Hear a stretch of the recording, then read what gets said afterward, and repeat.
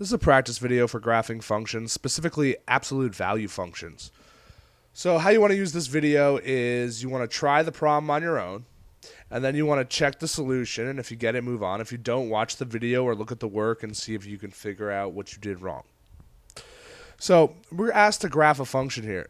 Now, in the future, we'll be graphing a bunch of different functions, so the first thing we need to do is recognize what type of function it is. So it's f of x equals the absolute value of x minus 3 plus 5.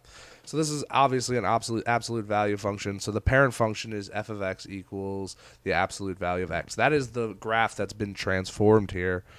So we need to know the parent points for that function, which are 1, 1, 0, 0, and negative 1, 1. And you'll notice the symmetry between the y's, which gives this a V shape. And let's make sure we keep that the whole way through when we're transforming. So if we look at this function, we have to kind of follow order of operations when we do this. PEMDAS, so we have to look inside the parentheses first to see what kind of transformations are there.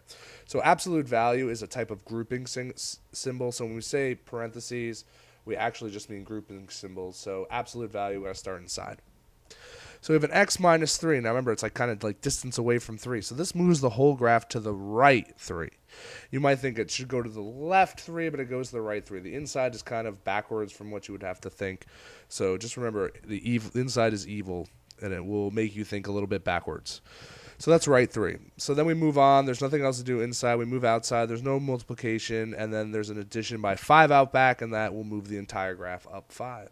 So I want to do those transformations now to the parent points.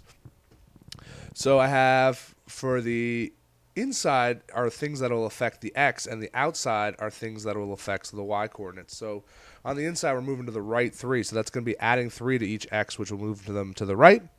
So add those to the 1, and I get 4. Add 3 to the 0, I get 3. Add 3 to the negative 1, and I get 2. Moving on to the y, what's happening on the outside is we have plus 5, so it's y plus 5. Add those to all the y coordinates. 1 plus 5 is 6. 0 plus 5 is 5. 1 plus 5 is 6. And notice I still have that symmetry, so I'm pretty convinced that I probably did this right. That's one clue that I did. So now all the hard work's done. You're just going to plot the points, and you're going to draw the graph. So a little bit of connect the dots, la, la, la. All right, just put the points down. And I got my V shape, and I'm pretty convinced that I did this problem right. So that's the end of this problem, and we'll move on.